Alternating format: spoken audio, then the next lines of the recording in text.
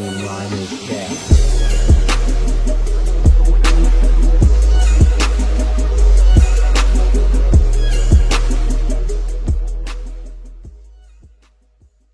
Shout out to my boy Dose of Mystery, and most importantly, Mars fam, shout out to y'all for tapping in. This video is the final hours of Corbin Johnson. Now, I've heard about him from Fulio dissing him and diss tracks and stuff like that, but I never fully got the whole entire story. All I know is I think he got kidnapped, if I'm not mistaken, or something like that. But so we could get into the full details of it, we're gonna get straight into the video. Where is Corbin Johnson? The 18-year-old's parents say they dropped him off last week at a job interview and they never saw him again. Now, if you're thinking maybe the teenager just ran away, Jacksonville police say they don't think so. Looking for answers and to alleviate their anxiety, 18-year-old Corbin Johnson's parents turn to people they know and prayer. Lord, this mother's heart is grieving. Gathering with the community advocacy group, Mad Dads, friends, and family at this Northside Vigil, you can see the anxiousness in their faces. Corbin's parents say they have no idea where their son is after his friends called looking for him too. Jacksonville police are now beginning an investigation in the murder of a teen who until last week was a missing person. Tom, I have been looking into how police were able to identify the remains in just a matter of days. A man found them out here in this wooded area on Thursday. I ain't gonna lie, that's scary. That's scary. July 11th, 2018. Corbin Odell Johnson's family's life was about to change, and his would be placed in jeopardy. That morning, Corbin had his sights set on placing the next piece of his life in place as he sought employment. Putting that effort in to make that vision a reality, Corbin had 2 interviews scheduled for that day. The first was with mammoth company Amazon, which he was present at. His friends Jerika Sims and Maka Johnson would speak to him via FaceTime while he was still at Amazon. The time was around 4 p.m. While on the call, Corbin would ask his friends if they can get something for him to eat, and also mention that he was awaiting transport. His friends would exit the call as Corbin was picked up by his father to make his way to another interview, this time at the major logistics chain, UPS. The time is 5 p.m., and Corbin was dropped off by his father to his second job interview for the day. When Corbin was finished with his interview, another family member would pick him up. The man arrived around 7:45 p.m., after which he took Corbin to his mother's Northside Biscayne Bay Circle home at around 9 p.m. to 9:30 p.m. While there, everything seemed fine, but something was about to happen that would become everyone's worst nightmare. Corbin would stay with his mother for about 30 minutes before leaving in a white vehicle.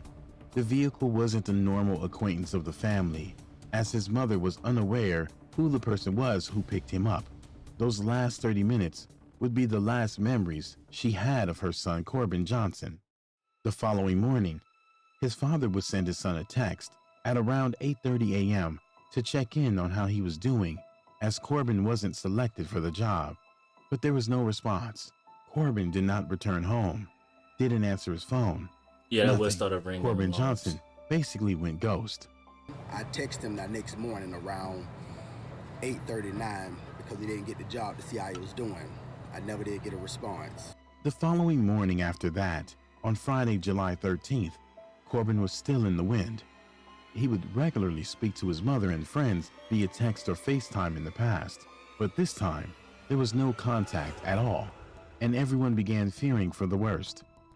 His father would make a police report that day, listing Corbin as missing. 5 days would pass, and still no sign of Corbin's return, prompting the family to take action. Corbin's parents say they have no idea where their son is after his friends called looking for him too. And they were saying he's missing. They haven't heard from him, and it's not normal for Corbin. Corbin is going to text me, he's going to FaceTime me, he's going to call me, and it's been 5 days, and that's not like Corbin. Corbin was free to have his time with friends, but one rule his mother always stated was that even if you were out for the night, just be sure to contact and let her know that everything is okay. That didn't happen this time. Like most young adults, Mormon says his son's mom has one rule when it comes to the cell phone. The only thing that she asked him to do is just contact, let me know that you're okay. If you don't come home at night, okay. But just let me know that you're okay. It's been a week, and neither of them have gotten that text. Recalling that day, his friend Sims, who he regularly communicated with, would provide. I ain't gonna lie, that's just crazy. Like, if you think about it, as a parent, it really is hard. Cause like, imagine that. How can you sleep with your kid gone for like all those days, and you don't know what's happened, you don't know where he is, you can't help. Feel me? You just feel like out of it. Information stating that around 9 p.m. that Wednesday night, before he went missing, he called and they spoke again, and the last thing he said was he loved them and to be safe. Maybe Corbin knew something was about to happen that everyone else didn't, and that was his final goodbye. But who knows? The community was rallied along with the advocacy group Mad Dads at the intersection of Hart Road and Dunn Avenue, where the family said the teen was last seen to hold a vigil. The site of this vigil, a convenience store at the intersection of Harts Road and Dunn Avenue near I-95, is the place family says Corbin was last seen. There, they prayed and banded together to try to gather information and look for Corbin, while pleading with the public for any assistance. Tonight, this gathering of about 50 people, including the local community advocacy group, Mad Dads, are asking for your help finding this family's son.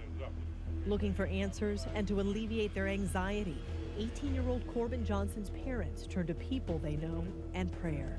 Lord, this mother's heart is grieving. Gathering with the community advocacy group, Mad Dads, friends, and family at this Northside Vigil, you can see the anxiousness in their faces. Let's come together as a community, man. And if anybody know anything, please, please, call JSO, call me, call somebody that you know. We just want to find our son right now. Corbin has never been missing before, so the moment was traumatic and heart-wrenching. However, one piece of information provided to officers by the family stuck out. It could be the reason behind why Corbin was suddenly gone.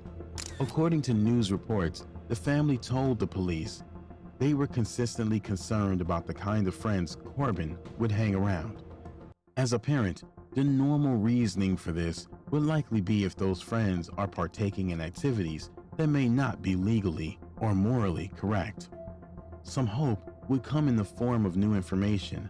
A man at a gas station around 3 miles away from the location of his Amazon interview would state that he saw Corbin get into a black car. Corbin left a house over here with his buddies off of Harts Road, came up into this store right here, and was last seen getting in and out of a black car. The family and his friends would have to endure a grueling year of searching and asking for information, only to have the case run cold. That was until, strangely enough, exactly 1 year after he went missing on July 11th, 2019, the Jacksonville Sheriff's Office received... That's really crazy, because it's like, imagine being a parent, your kid gone for a year, you don't know whether to just pack it up and try to accept that they gone, or like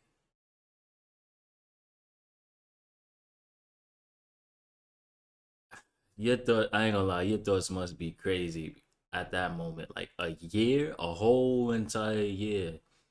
I'm pretty sure he had a room there. You walk past his room, he's not there, and he's been gone for a year. That is crazy. Received a call around 6:10 p.m.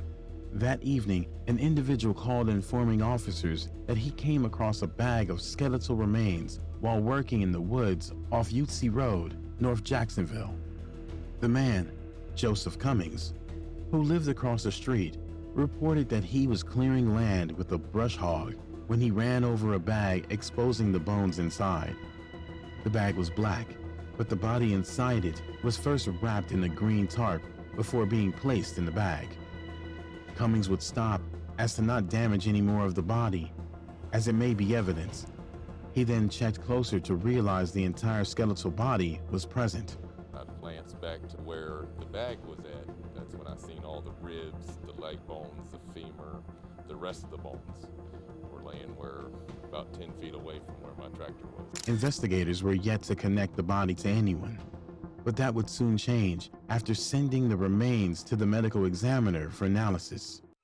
July 12, 2019, the following day, investigators began revealing that from the looks of the remains, foul play is suspected, and the remains may be linked to a cold case. Monday night, July 15, 2019, a few days later, news reports would break, revealing that the identity of the remains were found to be that of Corbin Johnson. Damn. And the case is now upgraded to one of murder. The search was now on for who was responsible for Corbin's murder. His family and friends finally got closure on one part of the mystery.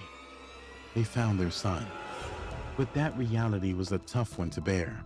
We spoke with one of Johnson's close friends over FaceTime today. She didn't want us to show her face on camera. What would you want to say to whoever's responsible for this? I don't know what to say. Nobody mother should have to sit right here and just find a child like this. I just hope whoever did it just come forward. With so much hurt and pain occurring through the community of Jacksonville over the shocking and tragic discovery, what happened next would have never been expected. Family and friends had to cope with another ordeal that showed the lack of empathy of gang culture and hip-hop, and in turn, how social media can take something negative and turn it into ignorant fun. The hashtag Where's Corbin would begin trending on TikTok with 3.9 million views. Little did his mother know what was the reason for that spike in attention to her son. And I didn't understand where it was coming from. She was surprised to learn the hashtag Where's Corbin reached up to 3.9 million views on TikTok. It turns out it wasn't something positive. I ain't gonna lie, that gotta be heartbreaking as a mother. Like, that situation, like, I ain't gonna lie, and this is why I say, like, social media is good and it has its bads, because, like, me personally, I wouldn't make fun of something like that, and I wouldn't even get on a social media platform and know that that's somebody's kid and be like, where's Corbin, or this, that, and third, because, like, come on, bro, it's obvious to put together, because that came from a song, you feel what I'm saying? That came from Julio song. So it's like, you know what you're playing with when you say that. And it's like, at the same time, if you come at somebody that made a video like that, they come at you aggressive. But it's like weird with social media. It's like you got people that's sensitive when they don't like you, like something you said or you did, but they be aggressive at the same time. That's just weird to me. At all. TikTokers were making funny skits about Corbin, not having any idea what happened to him or what his story was about. The viral trend was inspired by a song titled Beatbox Remix, Bibby Flow, by Jacksonville artist Julio. The song used in the TikToks was released last year. It's called Beatbox Remix Bibby Flow by local rapper Julio. What made the song and TikTok skit disrespectful to Corbin's passing, and the family, was the part in which TikTokers played. The murder of an 18-year-old Jacksonville man becomes the center of a nationwide TikTok trend. Corbin Johnson disappeared in 2018. His remains were found a year later. A rap song with details about the murder has been trending on TikTok. The words of the song said, Corbin got... They found his bones, he was rotten. Yeah. Where's Corbin? News reports would reveal that Julio is a member of the Jacksonville rap collective, KTA. His song was a diss to rivals with lyrics making fun of all that were murdered. The feud is a part of a long-standing one between members of the KTA. What KTA mean again? I forgot. I know I think it's ATK and KTA. I forgot what they both mean. Y'all let me know in the comment section. And ATK, affiliates with the fellow Jacksonville rapper, Young and Ace. Jacksonville's sheriff's office has the groups down as dangerous and responsible for many crimes in the community. But what's more telling is that they state if someone disrespects their gang, they are liable to receive punishment and retaliation with their life for talking down on their crew. It could be something as simple as me making a rap song about you and you don't like it. So one of your friends or one of your associates says we need to get back and we're going to do something, and they'll start a shooting.